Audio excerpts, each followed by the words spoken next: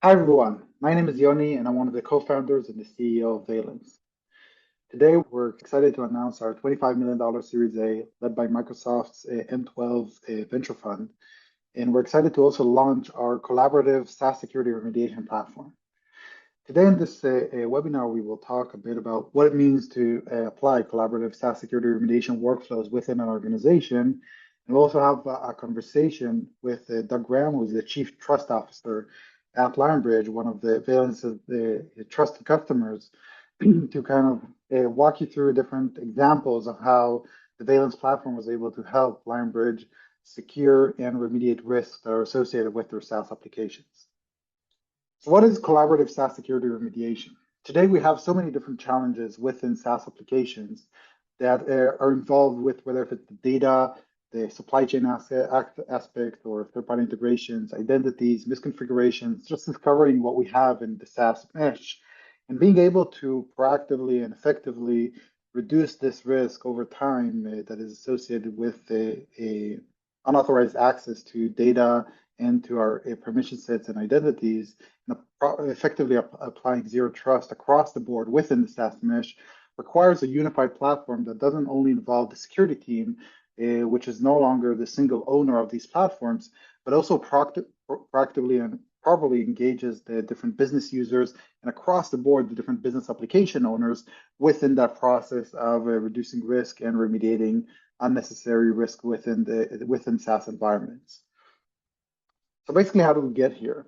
When we look at the SaaS mesh today within organizations, it's becoming a more and more complex network of SaaS applications, third-party integrations, data, identity, different types of small configurations that either admin users or business users can configure within their SaaS applications during their day-to-day work.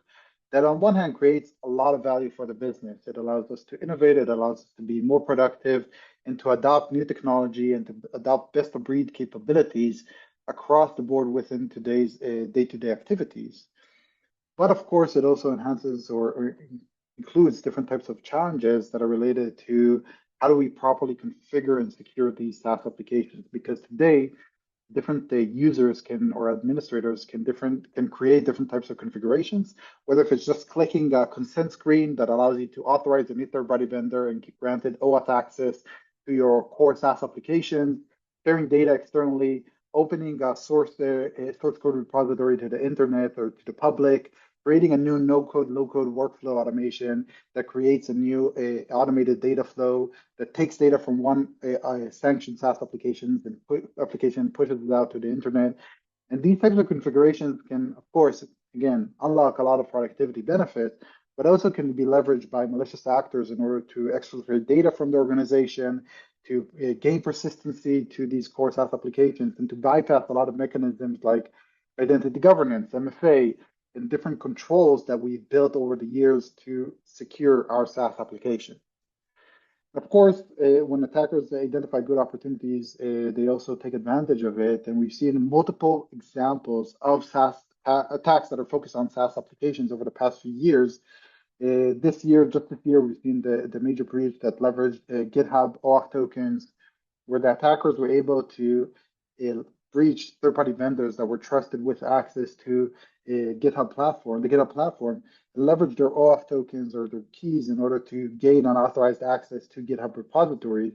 So without GitHub as a platform, which is inherently a secure platform, being breached, or without the GitHub customers being breached, the GitHub customers' data on the GitHub platform was still stolen, and it was unauthorized access to different resources that were stored within these platforms.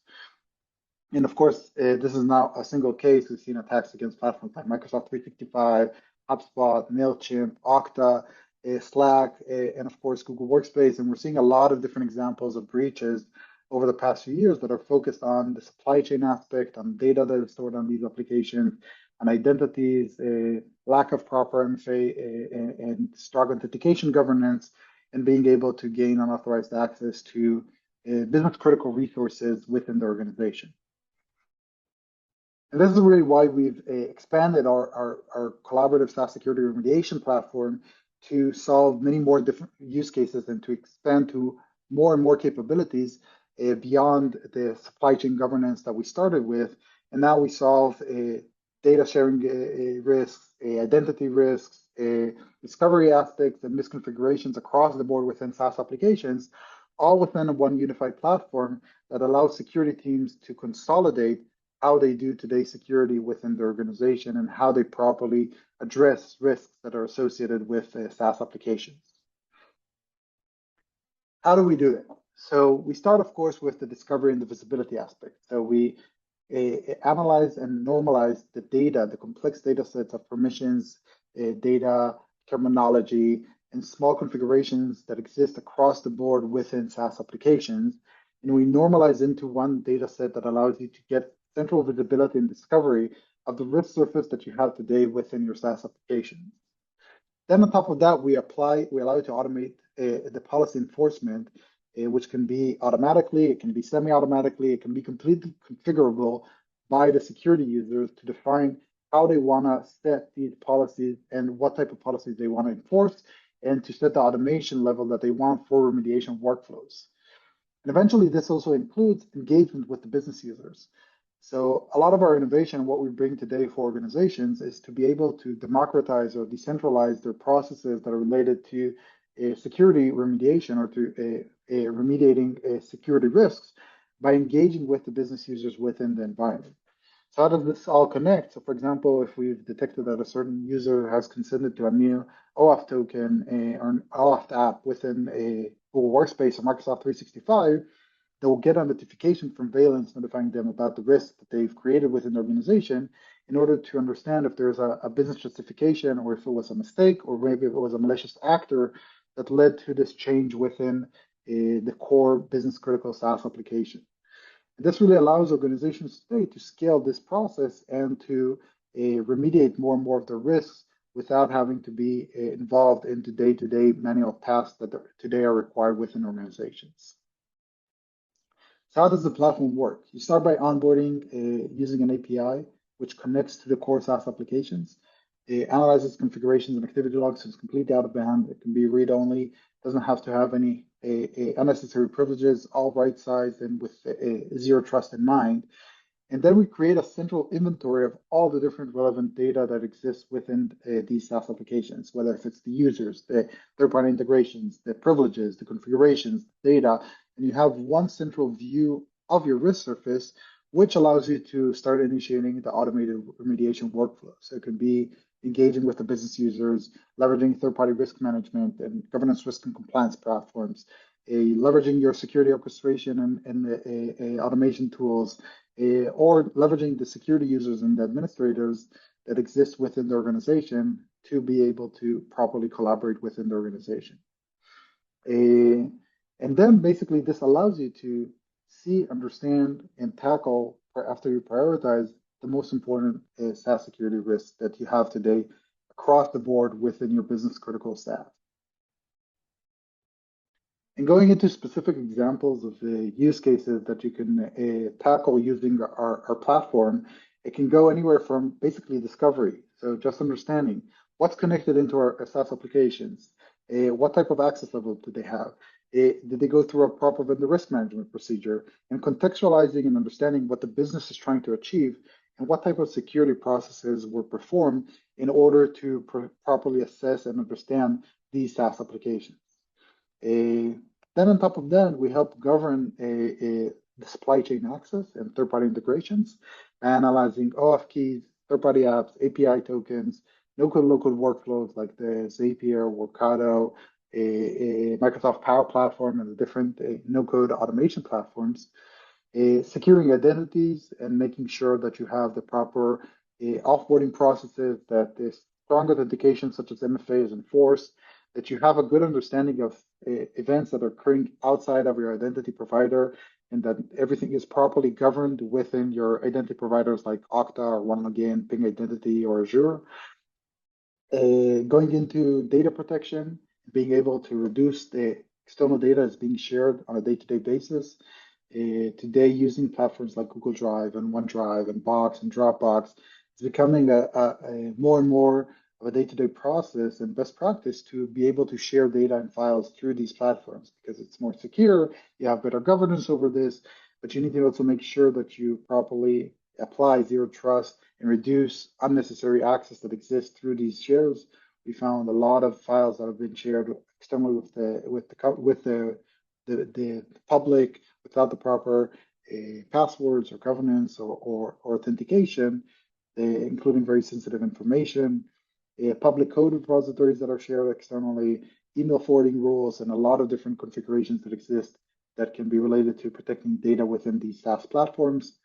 And of course, ensuring proper compliance and misconfiguration remediation by being able to ensure that you're in compliance with the best practices and industry standards such as SOC 2, ISO, NIST, and being able to properly ensure that you don't drift from baselines that are important for you as an organization, but also to define your own policies and to analyze these misconfigurations that can occur within SaaS applications, because there are a lot of security configurations and toggles and changes that you can make within SaaS applications. And it's becoming very challenging to stay up to date with all these different configurations that you can make, and to ensure that you're taking advantage on the one hand of all the security configurations that you can make, and also that you're not keeping off or not turning off on the proper security controls that are important for you in order to reduce your risk surface when it comes to SaaS applications.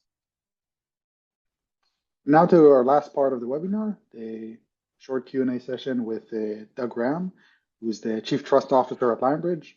Lionbridge has been a longtime partner and a valued customer of Valence. And during this short Q&A session, we want to have a brief chat with Doug to hear more about his security challenges when it comes to securing SaaS applications, and also to hear more about how Valence was able to help and assist in scaling the remediation workflows and engaging and collaborating with the different business users across the organization in the process of really remediating and tackling a lot of the different risk surfaces that exist today within an organization's SaaS environment. So with no further ado, Doug, it's great to have you here with us. Maybe we can kick it off with a quick introduction and kind of a short overview of your background and your current position. Yeah, happy. I'm pleased to be here, and thanks for having me. So yeah, as you said, I'm the Chief Trust Officer, which means for us, I'm responsible for security, privacy, and quality at Lionbridge. Lionbridge, if you didn't know, is a company that specializes on translation and localization of content, as well as testing of video games. And by the nature of our company, we've got a very diverse set of users, a very diverse set of customers, and a diverse environment and a diverse SaaS platform as well. So happy to talk about that as we move forward here, Yoni. Perfect. Thank you again for joining us, Doug. Maybe just to give us an overview, whatever you can share in terms of the environment, the SaaS environment within Lionbridge, kind of what are the core SaaS applications or the core platforms, or even if it's just the category of the platform that you're using, organizational size, and organization size, and in general, kind of the usage and adoption today of SaaS within the organization. Yeah, for sure. As I mentioned in my introduction, we have a lot of diverse use cases at Lionbridge, because our way of operating is we're interfacing with many different customers. In many cases using our own platforms, in some cases using third-party SaaS platforms, and in some cases using platforms that are controlled by the customers themselves, so that we can exchange data, exchange content, and exchange ideas. Primarily, we're on the Microsoft platform here. So our primary platform is based around the Office 365 environment. But again, due to the nature of what we do, we've got a fairly sizable Google environment as well. We've got apps that you would expect, business apps such as Salesforce as well. But when you start kind of getting to the longer tail of SaaS apps as well, I think when we were engaged with you, Yoni, we engaged with Valence the first time, we were surprised just by how many SaaS apps we had from the user perspective as well. And I think about SaaS apps in two categories. I think about the apps that we configure from a corporate perspective. So we've got the corporate SaaS apps, and we've got a good idea of what we have there and what the footprint is. But I think now we're seeing more and more SaaS apps that are being driven and integrated by consumers. And I think that was the number that surprised us there. So, we've literally got hundreds of these consumer-connected SaaS apps that they're legitimately using for their jobs, that they've configured in with our identity providers with Microsoft as well. So very diverse set of apps, very diverse set of use cases. And, I think it's been good to wrap our arms around just understanding the size and scale of that as we've leaned into the platform. Yeah, definitely. And I think I remember a few sessions where we kind of shared some of our findings where we were able to discover different things that have access to read employee emails or to do different like third-party vendors that have different types of privileges and access into your environment that were For either sure. unfamiliar or just were driven really by the adoption of what the industry calls today democratized IT or decentralized adoption by Yeah. the different end users. What are kind of the other challenges that you've noticed before or after in terms of SaaS security within your environment when before and after your engagement with Valence? Yeah, I think it's there's it's still easy to have a impression, I think, that we can control all the SaaS centrally within companies, and honestly, that's a fairly naive approach to take now. Uh, the SaaS providers are smart, and they drive adoption through going to the people that's going to consume the technology. That's been I think a purposeful technique, and nothing to hold against them, right? They want to increase the adoption of their platforms as well. So generally speaking, in the old days, and I've got some gray hair here, so I can remember them. When somebody wanted to introduce a new application or a new piece of technology into the environment, they go to IT, they go to security, we do all the checks on the app, we do our security and privacy impact assessments on the apps, and we'd go through a process of diligence, and then we'd say, okay, let's connect it now, maybe into our single sign-on solution. And there was kind of a process. In reality, that took too long, right? So everybody started saying we got to move faster, we got to drive agility, and this democratization or consumerization of these apps started to occur as well. And I think if you try and take what I would say a previous generation governance model, where you're slowing down the ability for people to connect to SaaS applications that they need to do the job, you're slowing down your business. So to a certain extent, you have to trust your users and allow them to make these connections, just as the platforms have allowed them to set up.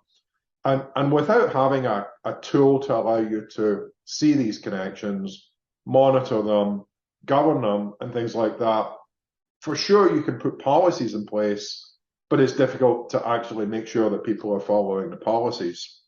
So as we started working with the Valence tool, the first thing we got was visibility, right? What have people connected to? What permissions does that mean that they've given to their own platforms, to the Office 365 environment, to the Google environment? So the first thing is visibility, which is somewhat interesting from that standpoint as well.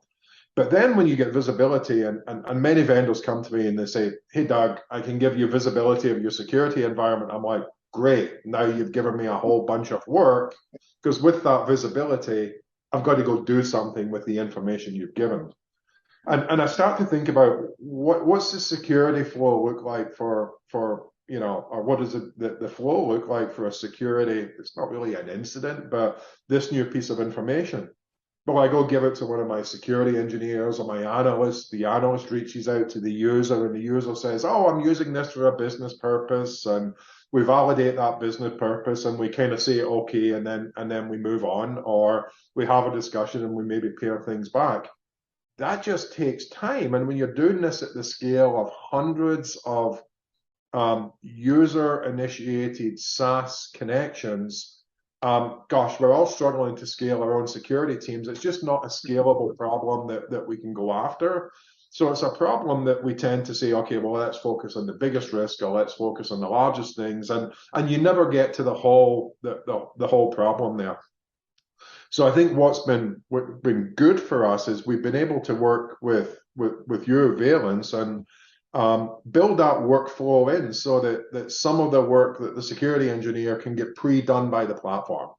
Right, the platform will say, "Hey, why are you doing this?" or remind users what the policy is, and then it will flag things, and then we can start to review from there. So it's really in a lot of ways acting like a force multiplier. It's helping us reduce the risk by, frankly, there's a lot of people that will create a SaaS application a day later or 2 days later, they'll forget that they've done it or it didn't do what they thought it was going to do, and they're quite happy to revoke it. That just happens automatically now, without us having to go jump on users and push them to do so. So that alone has just lowered the noise surface. And yeah, there's still some things we got to follow up on, kind of one-on-one and make those calls, but not anywhere near as many as we had before. Yeah, thanks for that. I think really what we've learned over probably the most repeating quote I heard from CISOs over the past couple of years is, I don't want visibilities into problems I can't solve afterwards. And I think this really drove us to build the platform that kind of reverses the democratization of IT and the adoption of SaaS applications to also democratize the remediation workflows. And you have to adjust and kind of accommodate the process of how these applications are being adopted and configured and misconfigured and exposed with the proper processes that allow you to contextualize what the business is trying to achieve. Because usually what the business is trying to achieve is legitimate, but you want to reduce the risk surface and to apply zero trust as much as you can and make sure that whatever is not necessary is not there, and whatever is necessary or at least are aware of and goes through the proper processes. And it doesn't have to be in line. In many cases, it could be out of band or retrospectively or after the fact. It doesn't have to be. It can be much more of an enabler. And I think that it allows you to avoid doing any kind of drastic measures of saying you can't do this, I won't accept it, and allow you to do more of the allowing and enabling for the business. Yeah. I think this also what drove us. A lot of these types of engagements really drove us also to provide more, solve more use cases using how we solve the cloud problem, not just the problem that we saw, and kind of allowed to expand now the team to focus on additional risk surfaces, whether if it's data protection or external data that's being shared, whether if it's through native controls like OneDrive and Google Drive and everything else, or through email forwarding rules, or whether if it's through identity platforms and whether or not users are properly offboarded or not properly offboarded. I think even we were able in the process to get some of your business owners and administrators within the business units to be excited about platform because it helped them solve problem because eventually they want to secure. It's their platform. They own it. They own the risk in many cases, and they want to make sure that it's as secure as possible. But you need to allow them to have the right platform to get the proper, like you mentioned, visibility and action items and remediation workflows across the board. And I know you're already an industry veteran and you've seen a lot of different approaches to secure SaaS applications, and you have different layers. It's eventually defense in depth. You have different layers of approaches that are implemented to ensure proper security. How do you see kind of the Valence approach different compared to more of the traditional SaaS security vendors or like CASB vendors or I would say the up and coming SSPM vendors, or in general different approaches that you've seen so far within the industry? Yeah, I think the difference is like I said, is where your points of control are. Certainly looking at your network as a point of control now is a lost cause, right? Everybody's remote, has been for a number of years now. And so the concepts of building into the network, the control points, of course, it's still there for defense in depth, but that's very, very difficult as well. And I think the concept of one size fits all control centralization, right? You can use this app, you can use that app, and trying to configure that around a policy. It works for some companies, right? For companies that have a limited number of apps and very tight use cases, or don't have the broad need for external. I don't know how many of these companies there are left now that don't have the broad need for external collaboration. Some of these approaches can work, but I think in reality, our users in general, we found, want to do the right thing.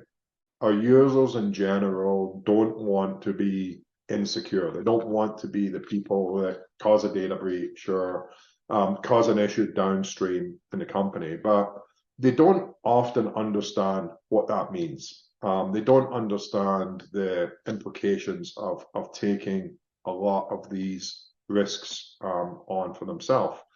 And there was a concept that I think is still valid of this thing called a kind of justified security policy violation, where somebody violates security policy, but they do it for all the right reasons. You know, the classic example, which is slightly off from the use case, is you know, they need to get a PowerPoint to a customer and emails down, for example. So they take the PowerPoint and put it on a USB drive and validate policy there, but it gets delivered to the customer, and they were doing it for the right reasons as well. And I think a good, sensible governance program now is very user specific. And I think about good governance and effective governance almost being the kind of angel on the shoulder of the user, so to speak, that as soon as possible when they make the configuration, because again, let's recognize that you're going to have to allow them to make some integration configurations for themselves in the modern environment, unless you just shut everything down. The closer to that point of decision you can get where, you know, the angel on the shoulder says, are you sure you want to do that? Is that really what you wanted to do? You know, do you realize that by creating that integration, you've exposed, you know, this piece of data or this configuration, or you know, you've allowed this application to read your email or access all of your OneDrive and things like that. Are you really sure that that's what you want to do? I think in many cases the user will take a pause and perhaps, as we found, they're going to say no. And if they're still been blasé about it, if it's followed up by, well, okay, we'll let you do it, but we're going to inform the security team that you've made that decision and somebody's going to follow up with you, or you ask with a business justification, then I think it starts to drive better behaviors in the organization. And behaviors start to lead to a culture of security. Behavior drives culture. So I think in a lot of cases, this is the difference in the approach, is it's kind of getting closer to influencing the behavior of the user. Whereas I think a lot of the other approach was more, we've got to presume what the user is going to be allowed to do before it actually happens, and pre-configure a set of rules and a set of apps and things like that. And we're not able to be nearly as reactive as we are with a tool called Valence. So you know, I guess it's kind of painting with a fine brush versus painting with a broad brush.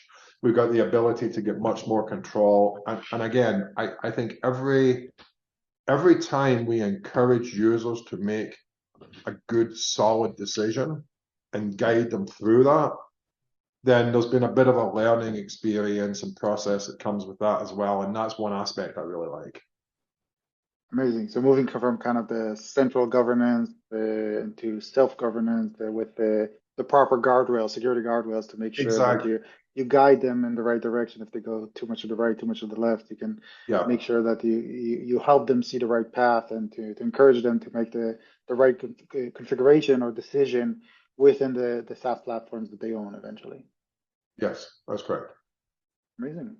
So again, this was great. Any kind of final words, kind of future thought about the trends that we see in terms of SaaS security moving into 2023 and then the next, let's say, 6 to 12 months, or challenges that you see as evolving, or tips to kind of our audience or to your fellow security community, people in the security community? Yeah, look, I think we're going to see a further magnification of this trend, right? Where more and more the control of the apps and subsequently the control of the data is being pushed out into the business and ultimately into the users of the business.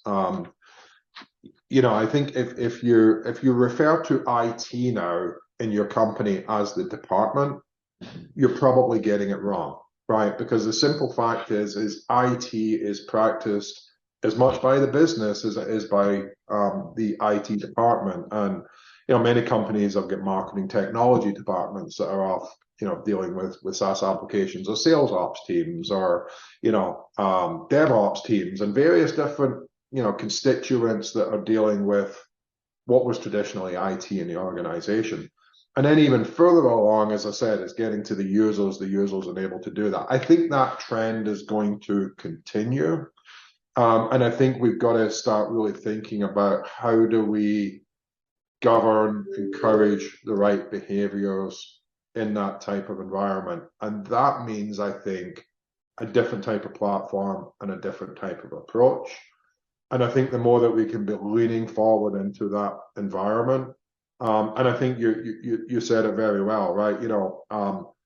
User guidance with guardrails is the key forward, and I think that's just going to become even more important as SaaS apps continue to diversify our IT infrastructure or our IT applications beyond the control of the corporation.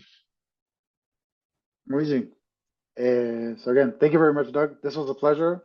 Looking forward to of course, our continuous partnership. Absolutely. Thank you very much for your time today. Thank you. Thanks, everybody. Bye-bye.